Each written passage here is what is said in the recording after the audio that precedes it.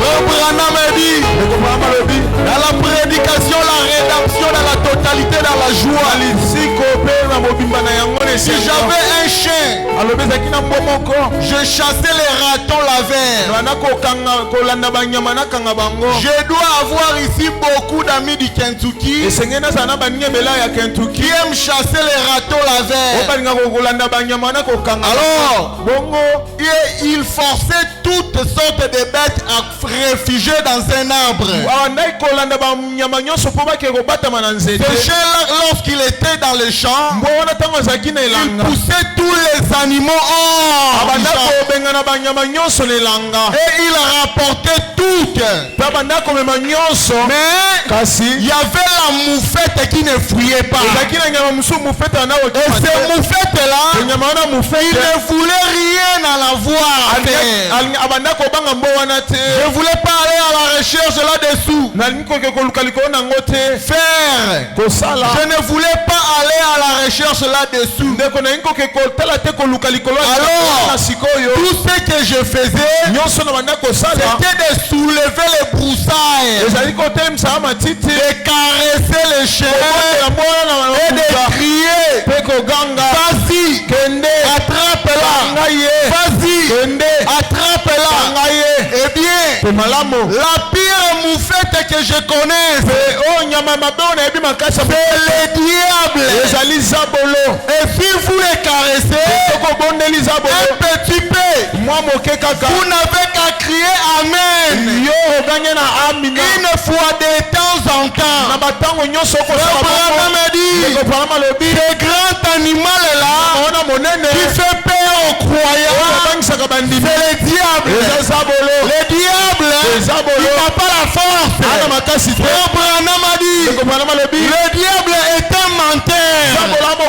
Il n'a rien à lui. Seulement ce qu'il voit Dieu en train de produire, lui aussi est en train de te faire peur.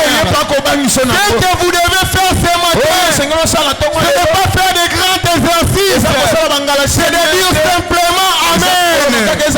Lorsque vous dites Amen, le diable va fuir de lui-même. Lorsque vous dites Amen, les chaînes de l'ennemi doivent tomber. Lorsque vous dites Amen, alléluia. Vous pouvez vous asseoir s'il vous plaît. Quelqu'un peut dire gloire au Seigneur. Nous sommes un peuple béni. Nous sommes un peuple gracieux. Le peuple qui a vu la manifestation du Fils de l'homme. Le peuple qui a hérité toute la parole qui a été conservée depuis le début. La Bible dit, Daniel a vu les choses. Les autres anciens ont vu les choses. Pour ce temps du soir, il n'avait pas l'accès d'y accéder. Il n'avait pas le moyen de le comprendre. Jésus a dit, fermez ça. Ça, ce n'est pas pour vous. Ça, ce n'est pas pour vous. Ça, ce n'est pas pour vous. Cette parole est réservée uniquement par un peuple sélectionné. Et ce peuple-là, ce n'est pas le peuple de Paul. Ce peuple-là, ce n'est pas le peuple du René. Ce peuple-là, ce n'est pas le peuple de Colombo. Ce peuple-là, c'est le peuple de William Marion Branham. C'est la seule personne, c'est la seule bouche autorisée pour parler de la parole au temps de la fête. Lorsque nous recevons le prophète, la Bible dit, nous récompensons aussi la récompense du prophète. Le peuple qui a le prophète, il ne demeure plus dans la confusion. Jésus n'est pas venu. Jésus n'est pas venu. Jésus est venu. Non. L'épouse des temps de la fête ne sera jamais dans la confusion. Pourquoi? vous dira la vérité exacte de la parole.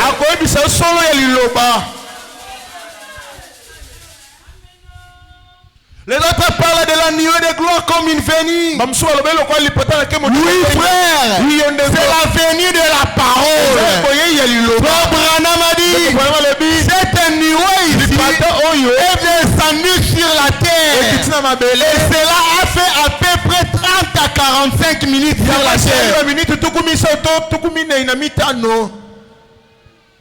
C'est trop dur maintenant, non? Partez les revoir dans la prédication, les témoignages dans la mer. Je lis encore quelque chose. Dans ne t'appuie pas sur ton propre intelligence.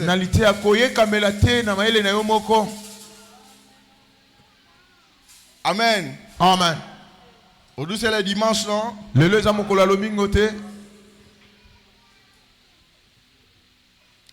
C'est prêché le 21er mois. Et terminé les 20 premiers mois 1965. Dans 65.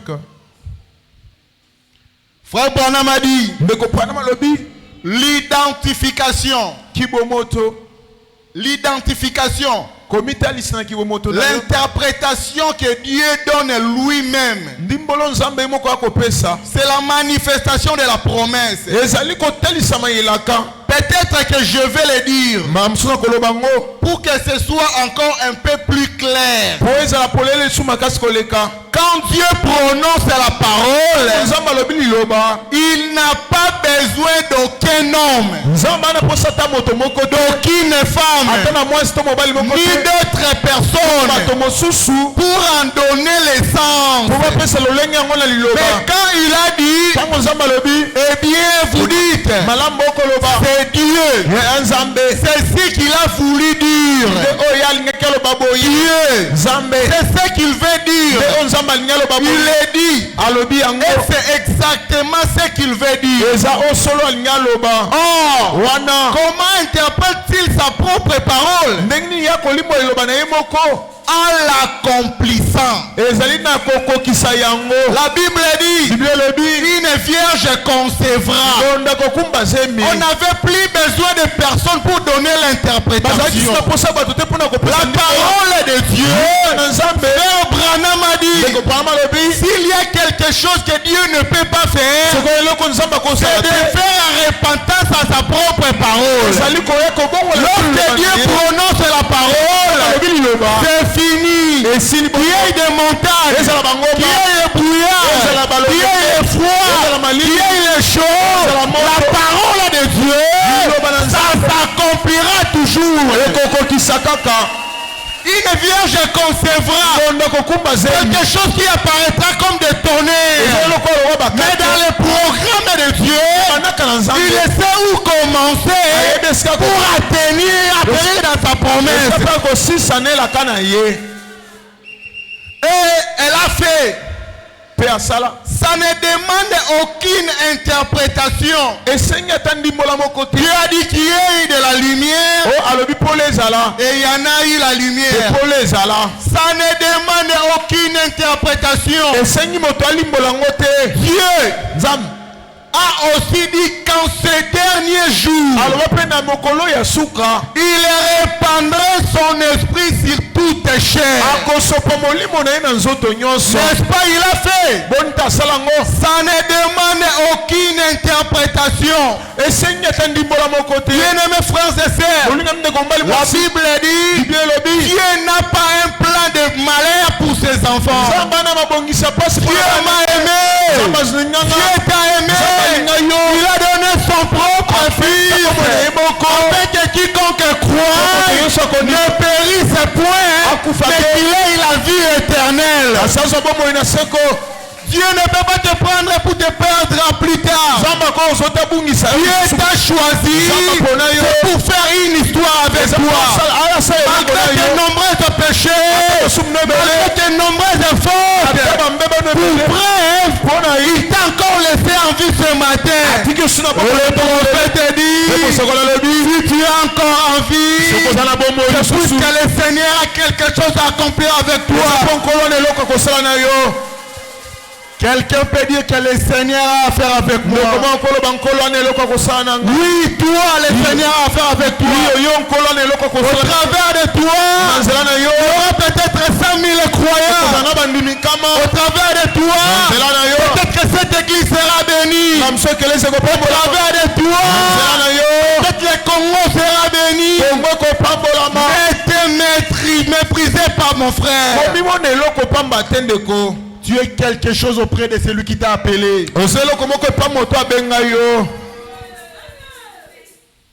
Amen. Amen. Les gens aujourd'hui, comme à cette époque-là, ils s'appuient sur leur propre intelligence. Dieu m'avait promis la bénédiction. Moi qui ne travaille pas, moi qui ne fais rien, moi qui ne sais où commencer. Frère, la sagesse de l'homme, c'est la folie pour Dieu. Avec la parole de Dieu, tu n'as pas à s'analyser. Tu n'as pas à faire des questions. Avec la parole de Dieu, on croit simplement.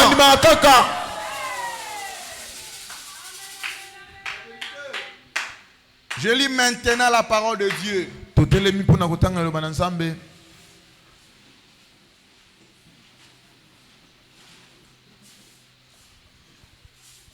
Luc chapitre 5. Le premier verset. Nous lisons au nom du Seigneur Jésus-Christ. Comme Jésus se trouvait auprès du lac de Génézareth, et que la foule se pressait autour de lui pour entendre la parole de Dieu. Il vit au bord du lac deux barques, d'où les pêcheurs étaient descendus pour laver leurs filets. Il monta dans l'une de ces barques qui était à Simon. Et il prit de s'éloigner un peu de la terre. Puis il s'assit. Et de la barque, il enseignait la foule. Lorsqu'il cessait de parler,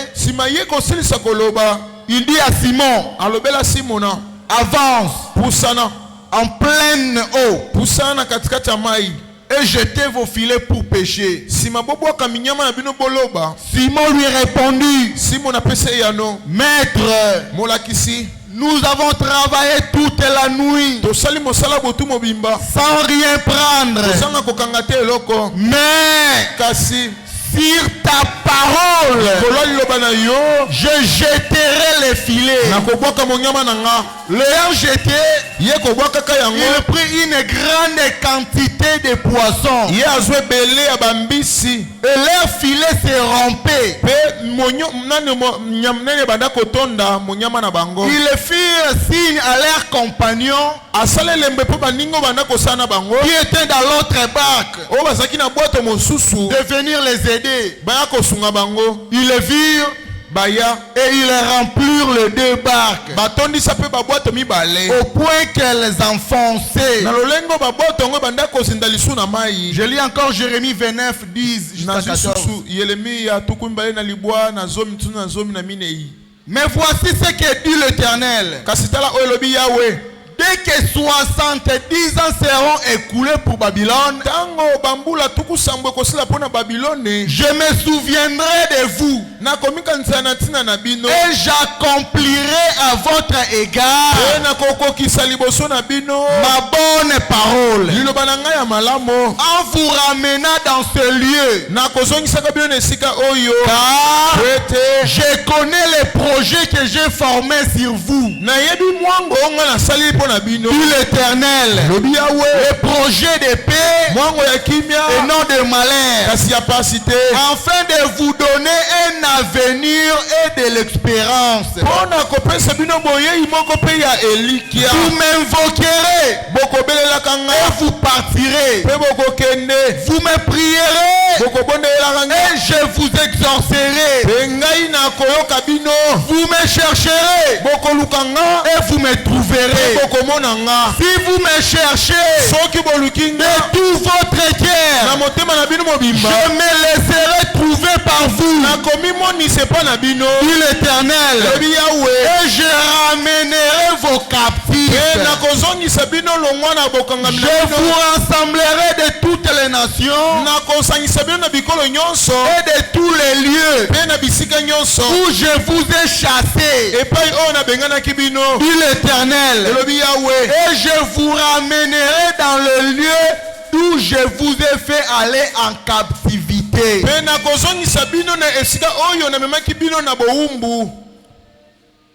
Louange à l'agneau, alléluia.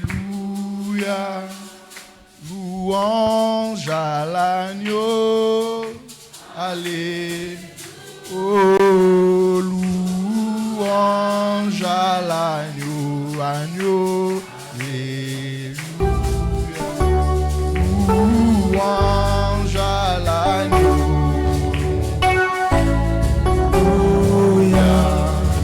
Honneur à l'agneau, alléluia.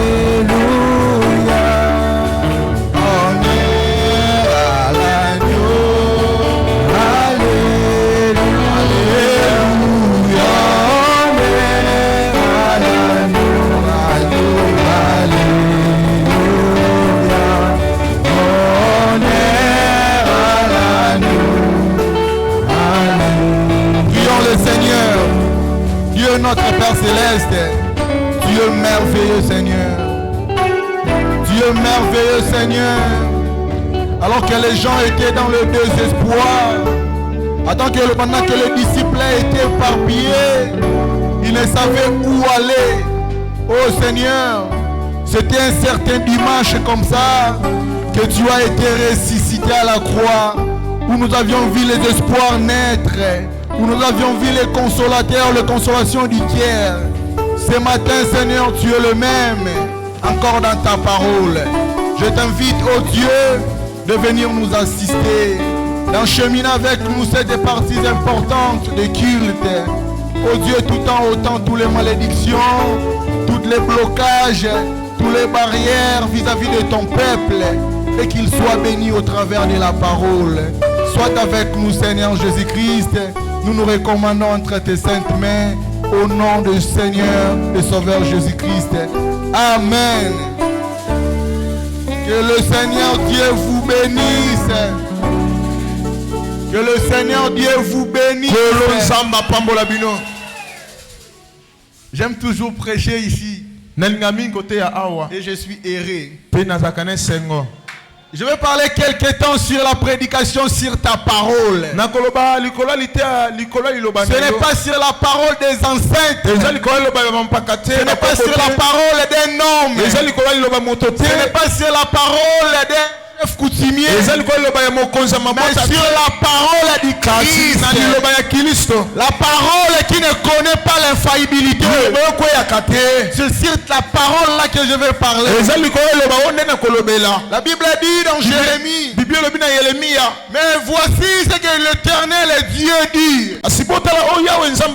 Dès que 70 ans seront écoulés pour Babylone. Donc 70 ans dans la captivité, dans les tourments, dans les difficultés, je me souviendrai de vous. Je veux dire, frère, partout tu peux te trouver dans une situation, dans un endroit quelconque que tu peux être. Je vais te rassurer ce matin, le Seigneur te connaît.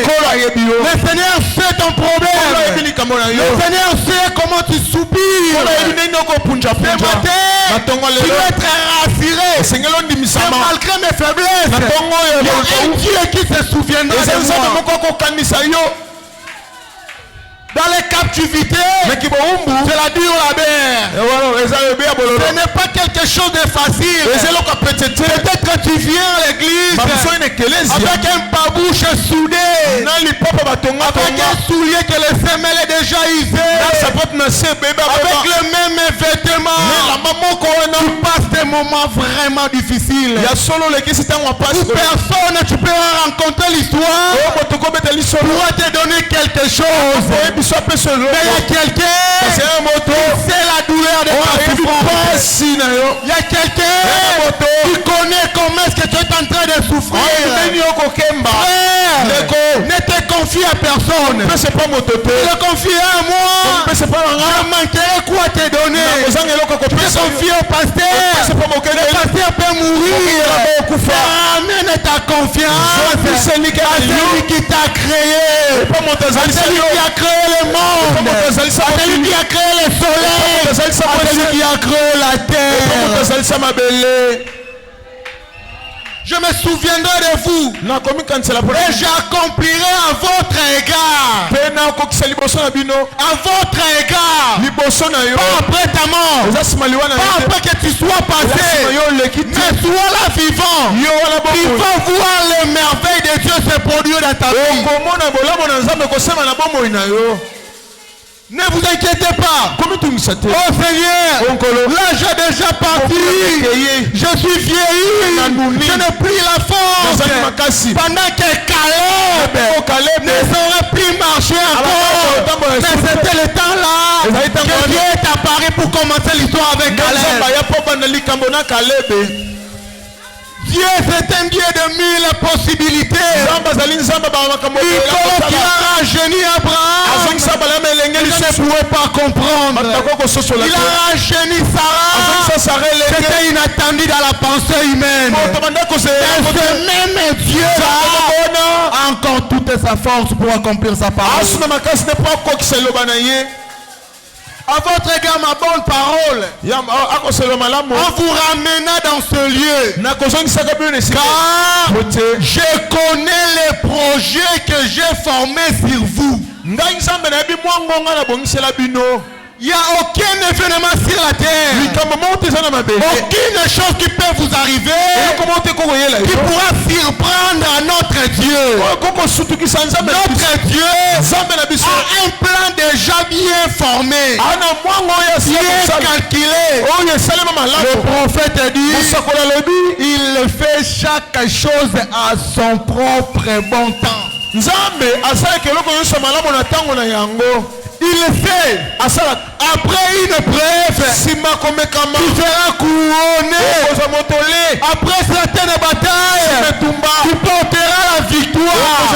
Puisque la Bible dit, nous ne combattons pas pour avoir la victoire, mais nous combattons déjà dans la victoire. Est-ce que les victorieux peuvent dire Amen? Quelqu'un peut dire que je suis victorieux. C'est seulement dans le monde que les gens ne peuvent pas chanter la victoire avant la guerre. Mais nous les chrétiens, nous les croyants, nous proclamons la victoire avant même la guerre. Nous proclamons la victoire avant la guerre. Je sais, il m'a déjà prévenu que le chemin que tu as prêté sera un chemin difficile. Le chemin que tu as prêté, il y aura des épines. Lorsque je marche dans ce chemin, je sais qu'il y aura des persécutions. Je sais qu'il y aura des tourments. Mais je n'abandonnerai pas. Puisqu'il m'a dit, je serai toujours avec toi. Je marcherai toujours avec toi. Malgré tes douleurs, il ne t'a pas abandonné. Il est de ton côté. Malgré tes difficultés, il ne t'a pas rejeté. Il est toujours auprès de toi. Que le chemin sombre, le Seigneur est avec toi.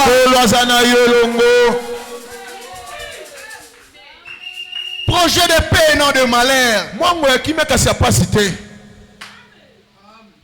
Afin de vous donner un avenir de l'expérience. Vous m'invoquerez C'est ce que Dieu nous a demandé. Invoquez-moi. Invoquez-moi. Lorsqu'on invoque, ça veut dire qu'il y a quelqu'un quelque part qui attend que vous puissiez lui appeler. Il est quelque part là. Il attend seulement que tu puisses l'appeler. La Bible a dit, ses oreilles est toujours là pour t'écouter. Et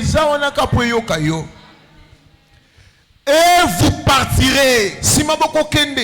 Vous me prierez. Et je vous exorcerai.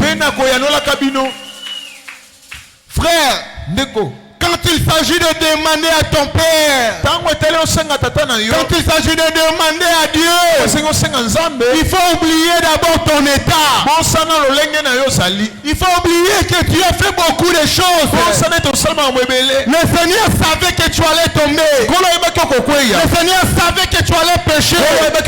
Mais malgré tes péchés, il a dit que invoque-moi. Invoque-moi. Frère Branham a dit, même la plus faible des chrétiens, la plus faible, s'ils se mettaient à genoux pour prier, l'enfer et ses démons doivent trembler. La plus faible, ce n'est pas un saint. Ce n'est pas celui qui marche à la parole. Mais lorsque vous reconnaissez que vous êtes enfant de Dieu, les péchés ne peuvent pas vous perdre cela. Faut a rencontré une histoire. Il avait un esclave qu'on a acheté parmi beaucoup d'autres esclaves. On les a amenés dans la captivité. Et cet esclave-là, il fit un enfant d'un roi. Il recevait les honneurs de l'enfant d'un roi. Il vivait bien. Mais du coup, il s'est retrouvé esclave dans un pays avec beaucoup d'autres esclaves. Cet esclave-là, bien qu'il est entouré avec l'esclave, en train de faire la persécution, en train de purger dans la souffrance. Mais cet esclave-là, il avait toujours le torse bombé. Il avait toujours la tête haute. On pouvait les frapper, on pouvait les tabasser, on pouvait les renverser sur la terre. Il verrait toujours heureux. Il était le torse bombé. Maintenant les gens qui achetaient les esclaves, on a demandé à leur patron. Il a dit, mais qu'est-ce que vous donnez à cet esclave-là? Est-ce que c'est bien lui le chef des esclaves? Ou soit vous les nourrissez plus que les autres? Le chef les a répondu. Il a dit non. Nous les traitons pareil comme tous les autres. Mais peut-être là où on l'avait pris, il était un enfant du roi. Frères et sœurs, nous venons de l'éternité. Nous sommes les enfants du roi. Le roi qui dépasse les royautés de ce monde. Le roi qui est le Seigneur Jésus-Christ. Malgré le monde de péché, malgré la souffrance, nous ne pouvons pas céder devant le diable. Nous marchons toujours tête haute. Nous sommes les fils du roi. Nous sommes les filles du roi.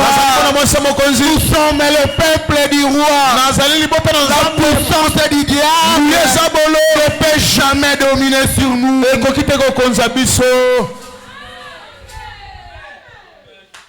Vous me chercherez et vous me trouverez. Jésus ne peut pas se cacher devant ses enfants. Si vous me cherchez de tout votre cœur, frère, je me laisserai trouver par vous, dit l'Éternel. Et je ramènerai vos captifs captifs. Je vous rassemblerai de toutes les nations et de tous les lieux.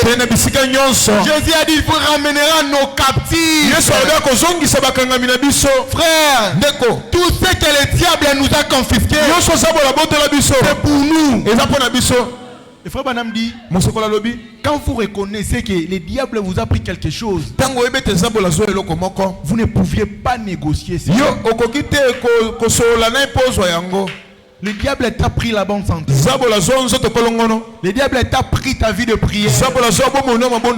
Le diable t'a pris ta vie de consécration. Le diable t'a pris ta bénédiction. Il t'a pris la bonne santé. Quand tu reconnais que c'est à toi, tu ne peux jamais alors discuter avec lui. Oh bien-aimé, Frère Branham a dit, le titre du propriétaire, le titre du propriétaire qui a été perdu dans ce temps de l'affaire, nous les a encore remis. Dieu t'a donné le titre du propriétaire. Ça veut dire tu as la capacité de commander et amener quelque chose à ta propre disposition. Tu as la capacité de dire un mot et de voir les choses s'accomplir.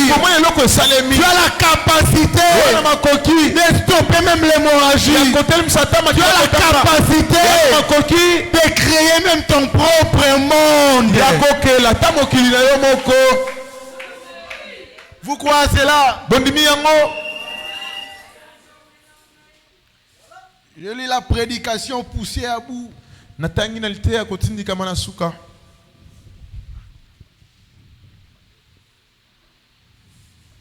C'est prêché le 1er 9e mois 1963. Et tu aimes les premiers 9e mois en 63. Paragraphe 44.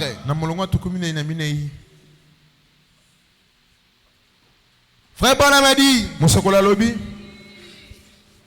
si vous me cherchez de tout votre cœur. Non, je vais commencer en haut. Bien comprendre. Bon. Si vous me cherchez de tout votre cœur, alors vous me trouverez. Et il a promis de revenir pour ramener les gens qui étaient dispersés dans le monde entier après 70 ans. En Jérusalem, d'où ils étaient partis. Et il a fait exactement. Et c'est vrai. Eh bien, nous allons parler. Pousser à bout pour quelques minutes. Et il faut m'a dit que lorsque vous cherchez Dieu de tout votre cœur, le Seigneur se laisserait trouver. Pourquoi? Vous êtes une partie de Dieu. Il avait promis à ce peuple-là qu'il a été dispersé dans 70 ans. Comme Jésus, il est le restaurateur. Ils avaient tous restaurés. Pourquoi après 70 ans, là nous voyons le chiffre 7. Le chiffre 7, ce n'est pas n'importe quel chiffre. Le chiffre 7, on a dit que c'est l'enchèvement. Le chiffre 7, c'est le chiffre de Dieu. Le chiffre 7, ça veut dire que tout est fini. Dieu a donné les 7 âges de l'église.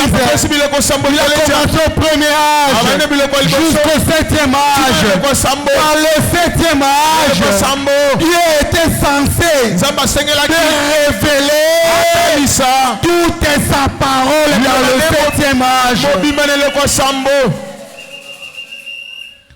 Tout ce qu'il avait caché, les sages, les intellectuels, les gens bons, les gens grands, Il les avait cachés ça au cours des âges. Mais Kasi. arrivé au 7e âge, et c'était fini. C'était fini. Jean pleurait. Il a dit, oh Seigneur, je ne suis pas digne de prendre ce livre et de rompre les seaux, de prendre ce livre et prêcher cette parole. Je ne suis pas digne. Je ne suis pas digne. Jean dit, il a écouté une voix douce. Il a dit, Jean ne plairait pas. Ne plairait pas. Ne plairait pas. Pourquoi? Parce que lui-même avait cette capacité de prendre la parole et de rompre les seaux. Et je vous dis la vérité, la parole a été prêchée dans la totalité par le Seigneur Jésus-Christ lui-même. Personne n'était digne sur la terre, mais dans le cieux. C'est lui-même, le parfait, le Seigneur Jésus-Christ, qui avait cette capacité-là de prendre la parole et de rompre les seaux.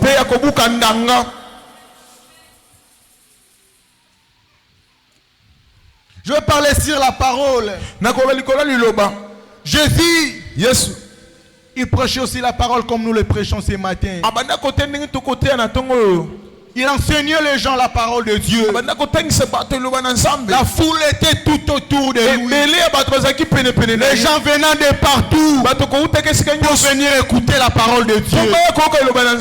Et après avoir prêché, Jésus, il a vu dans la mer, dans le lac,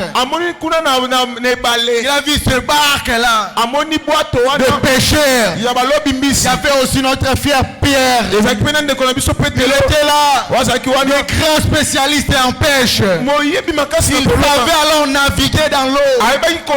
Il pêchait, il avait leur filet. Il était dans le désespoir. Il ne savait plus quoi faire. Oh Seigneur, comment je vais payer mon loyer? Comment je vais faire pour s'en sortir? Comment je vais payer les frais scolaires pour les enfants? Qu'est-ce que je vais manger? Cette situation-là était aussi arrivée à Pierre. Il ne savait quoi faire. Il ne savait où aller. Il a pêché toute la nuit. Il a pêché toute la nuit. Il a pêché toute la nuit. Il n'y avait rien. Il n'avait rien. Au bout de la désespoir, il y a toujours un espoir qui naît. Au bout de tes problèmes, frère, je vous assure, Dieu va frayer un chemin pour vous. Pendant que tu te vois limité, pendant que tu te vois bloqué, tu as dit Seigneur, si j'attends seulement ma mort, si j'attends seulement que tu me prennes, c'est dans ce moment-là, les secours qui ne manquent pas en cas de détresse, t'apparaît pour te donner les secours.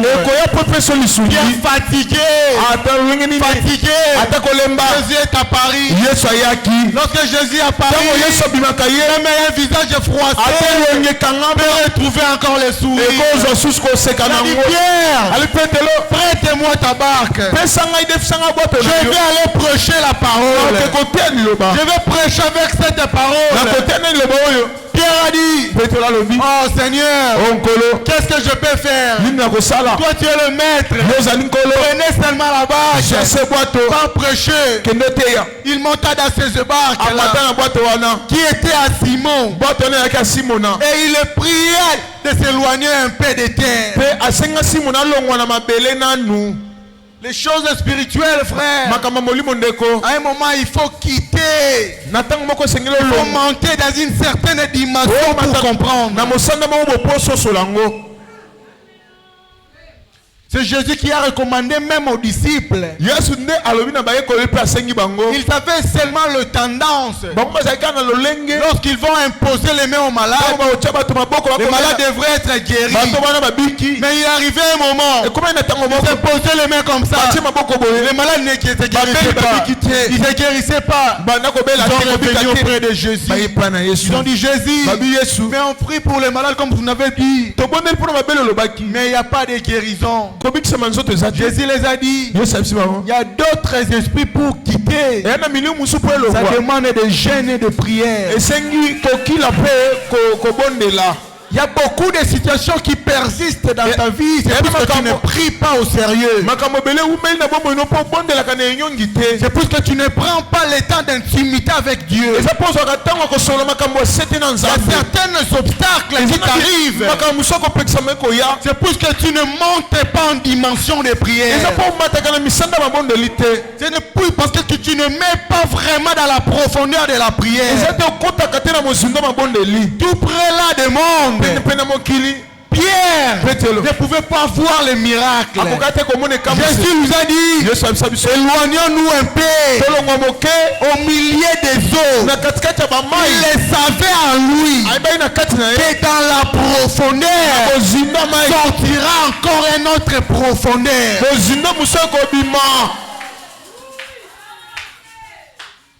Il vous arrive aussi de voir.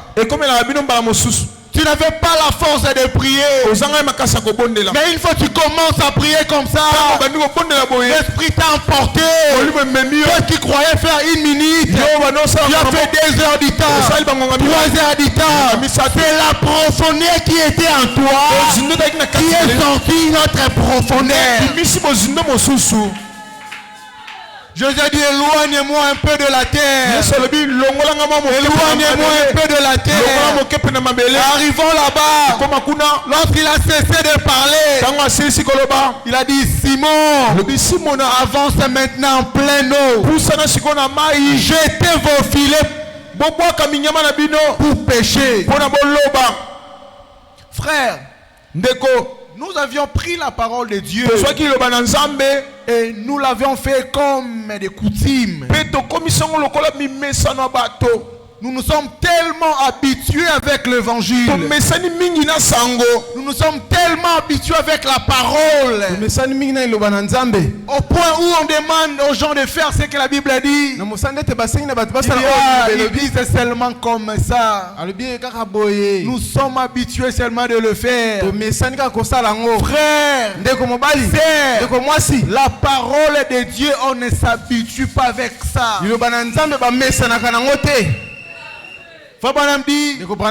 Chaque portion de la parole est inspirée. Tu ne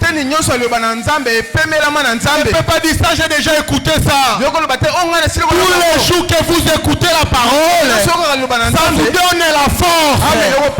Toutes les fois que vous écoutez la parole, ça vous ravitaille.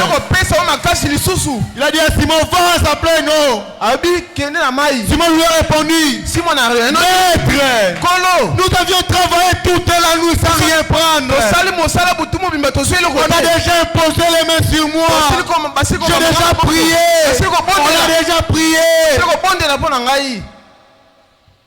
Je fais les conduites, Seigneur, je suis fatigué. Maître, nous avions travaillé toute la nuit sans rien prendre. Mais, regardez toujours la foi de la parole de Dieu. Il a dit sur ta parole, je jeterai les filets. Ce n'est pas moi qui te donne la parole. Ce n'est pas moi qui te dis quelque chose. C'est la parole de Dieu. Lorsque vous prenez la parole de Dieu, vous pouvez essayer à nouveau.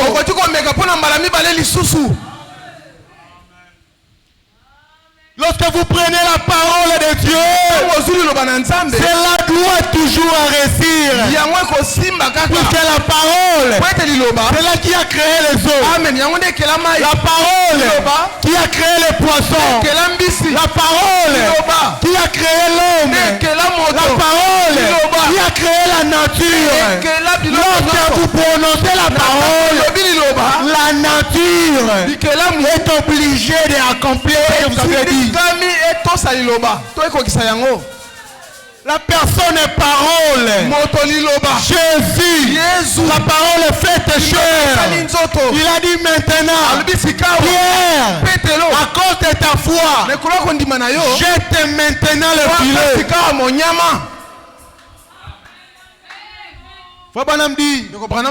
À quoi nous serviront-ils un Dieu historique? Si alors que nous avions des problèmes, ce Dieu-là n'agit pas. On a de la maladie et la maladie ne se guérit pas. À quoi cela nous servira-t-il? Jésus, il est la parole créative. Lorsque vous avez cette parole-là, aucune barrière ne peut vous déposer. Amen. Vous avez cette élan de la parole en vous. Cette petite onction-là, cette attraction-là qui fait de vous prononcer même la parole. Oh frère, il y avait un homme au nom de Samson. Samson rempli de la force. Il avait la force surnaturelle. Il pouvait terrasser les gens. Il pouvait tuer les Philistins. Il pouvait même tuer les lions. Il avait les secrets en lui. Les chrétiens, nous avions un secret commun avec Dieu. Que le monde ne se manque de nous. Que le monde ne se tâtonne de nous. Mais tu sais dans ton cœur, il y a quelque chose de commun avec Dieu. Oh frère, Samson pouvait faire des miracles. Pouvait tuer les Philistins. Mais à un moment, il a été trahi par sa propre femme. On l'a pris Samson. On l'a coupé le cheveu. Il n'avait plus la force. Il n'avait plus la force. Les Philistins pouvaient se présenter. Oh les chrétiens, ils sont crouillés. Ils sont croués au sol. Pourquoi? Il a péché. J'ai le péché. Je ne saurais plus évangéliser. J'ai le péché. Je ne saurais pas prier. Oh frère, Samson aussi plairait en lui. Il a dit, oh Seigneur, le Philistin devant moi. Mais à moi, je n'ai plus la force. Frère, si tu es ton meilleur, relève-toi. Prends courage. Continue le chemin. C'était chaque jour que Samson essayait de toucher sa tête. Et si l'onction pouvait encore se naître, il essayait toutes les fois. Frère, tu es un enfant de Dieu.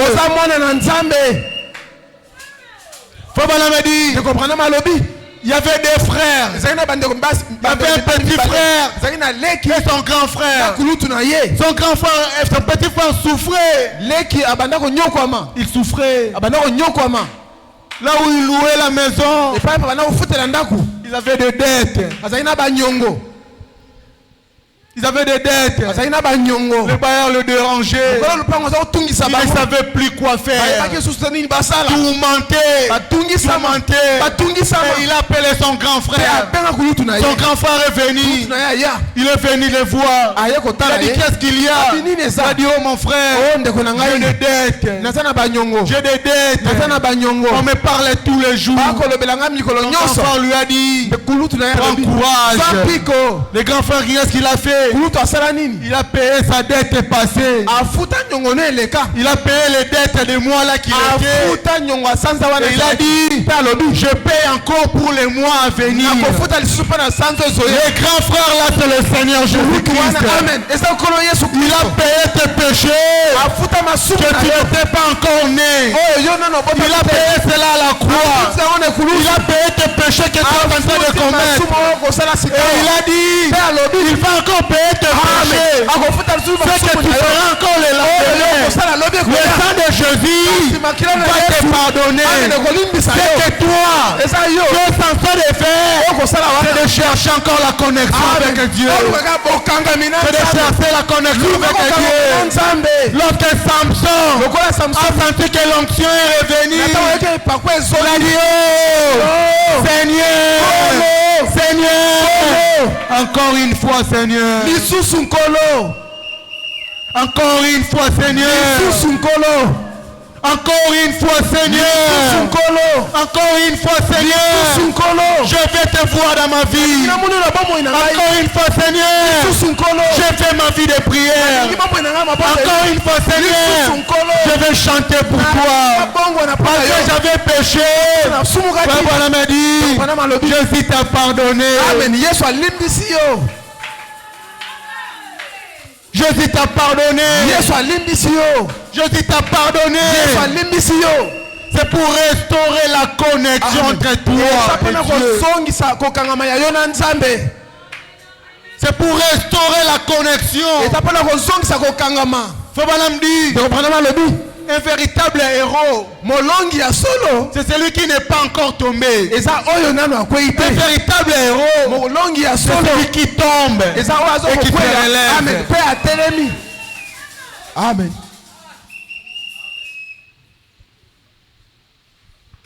Seigneur, je péchais toute la nuit. Même pas un frétin que je trouvais. Mais si ta parole, je jetterai encore les filets. Si ta parole, je vais encore aller.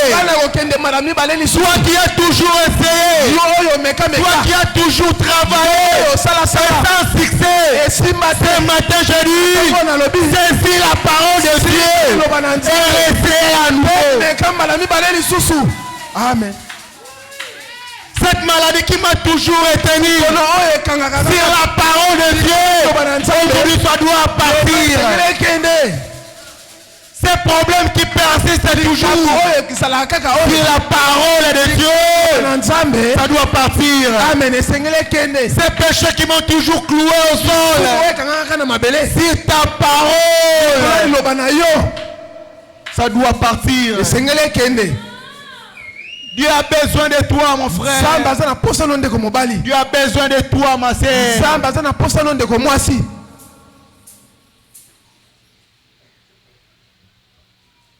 Il a payé ta dette. Et il ne veut que toi. Il veut ta vie. Il veut restaurer la connexion.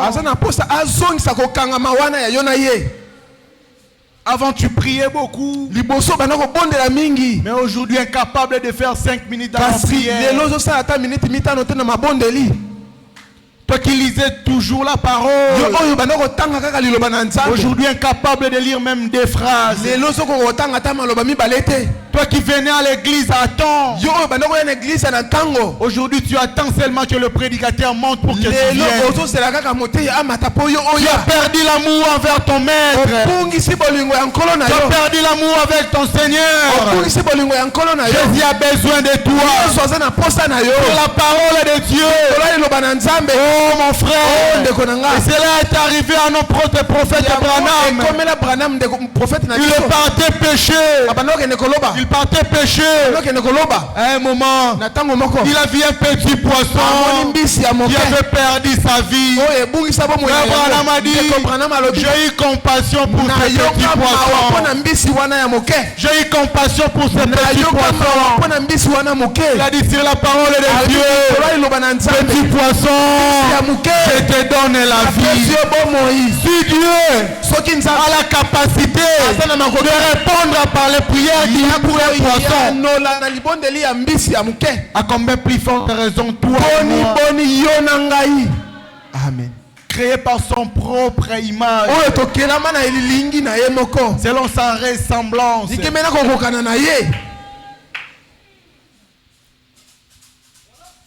J'avais beaucoup envie de beaucoup prêcher.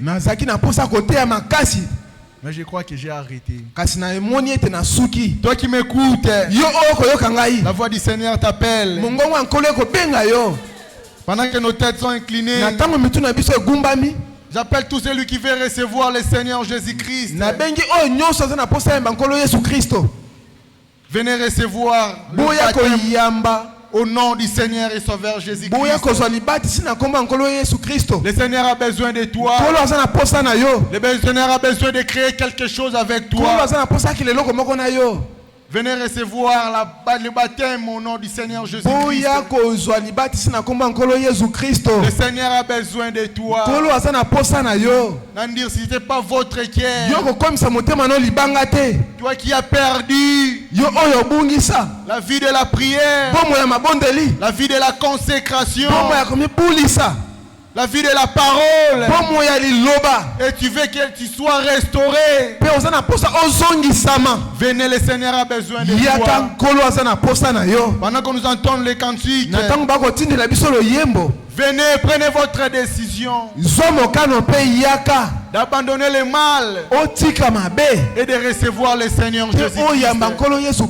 Pendant qu'on entend les cantiques, vous pouvez aussi de vous lever pour prier sur la parole que vous venez d'écouter.